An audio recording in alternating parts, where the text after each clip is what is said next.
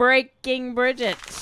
I'll keep this one quick because I don't even want to give this any attention or more than it deserves. Hundreds of doctors sign open letter asking Spotify to address mass misinformation events and take aim at the Joe Rogan show. I have repeatedly said, do not come for Joe Rogan. Or you will have to get by me. Ooh. Sam, with my 50,000 YouTube followers. You have to get by me and my 53,000 YouTube followers. And my 25,000 Rumble followers. And the baby in her belly. And my small little warrior baby child. That man's been holding the center, and I will defend him. I've said it before, and I will say it again. We would not exist if it were not for Joe Rogan. Nobody would be having any conversations. The Overton window would have been slammed shut, and it would just be narrative bullshit all day long. That's why they hate him. Mm-hmm. He has like more listeners than all of the mainstream news channels put together. Yeah. There was a study. It was like he has like 11 million and everyone else has like, it was like CNN was like in the 100,000s. It's sad. Like ridiculous. And he himself said it recently when he was talking to Tim Dillon, Joe, who's much more self-aware than people might realize, that you know, the media needs a Trump figure, basically. They need a boogeyman. They realize I have a lot of influence. Another reason why is because they need a boogeyman.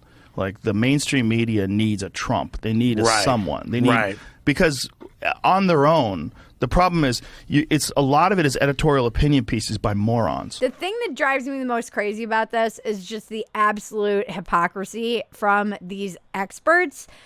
It seems to me like the medical community and the expert community set their credibility on fire when in the middle of a pandemic, they were like, racism is the real virus. Go march thousands of people in the middle of the streets. We didn't even have a vaccine. Mm-hmm. People were marching. It was crazy. And then there's a huge surge and they tried to act like it was like, oh, summer or something like that. They're like, people are just gathering. I'm like, you don't see the connection between the thousands of people and the giant surge we had that summer? It was nuts. Like, gaslighting everywhere, set their credibility on fire. People who had been locked up, businesses closed, like severe consequences for their children, for their work.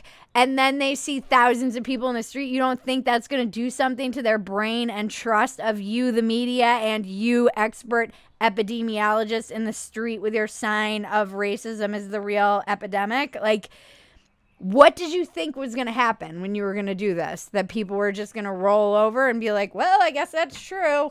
Anyway, so of course they turn to people like Joe Rogan. And of course they're looking for ulterior sources of information because you can't be trusted to tell the truth or do your job or do due diligence or hold the government accountable. Instead, you've just become a narrative mouthpiece for the government. Like, why would anyone trust you at all at this point anymore? And so, of course, they're trusting Joe. At least he has conversations with people who disagree with him, who push back against him. Just this last week, he had somebody who was fact-checking him. He's not claiming to be an expert. He's just curious. He's not afraid of being wrong. Yeah. I mean, it just drives me crazy. They traded their credibility in for political ideology, and now they want a scapegoat. And Joe is that scapegoat. I'm just sorry, but this just breaks me. It drives me crazy. And it also just makes him look pathetic. You're basically demanding that Spotify censor Joe. Mm-hmm.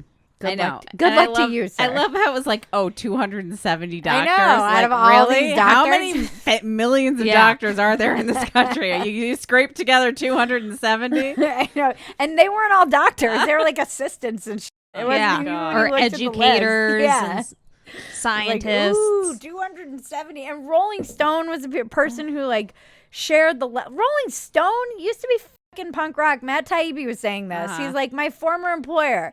now playing the role of Tipper Gore. Ridiculous. Let's censor the media.